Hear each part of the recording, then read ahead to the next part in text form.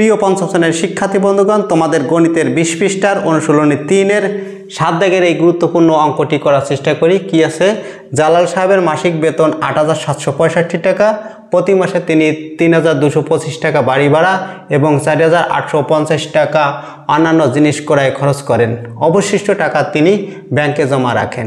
তিনি 8 মাসে কত টাকা জমা রাখেন? গাণিতিক বাক্য গঠন করে সমাধান করো। তাহলে আমরা সমাধান করি। গাণিতিক বাক্যটি কি হবে? আমরা দ্বিতীয় বন্ধনী শুরু করলাম। 1 মাসের মোট আয় আমরা বসিয়েছি, বিয়োগ যে খরচটা 1 মাসে তাকে আমরা প্রথম বন্ধনীর মধ্যে আটকিয়েছি কত?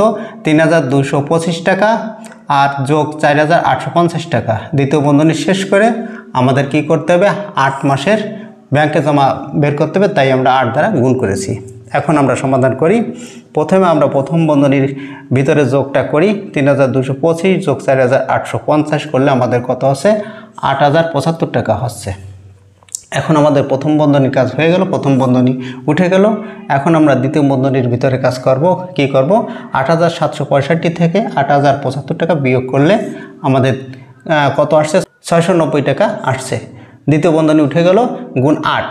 এখন 690কে যদি আমরা 8 দ্বারা গুণ করি তাহলে কত হচ্ছে? 5,520 টাকা।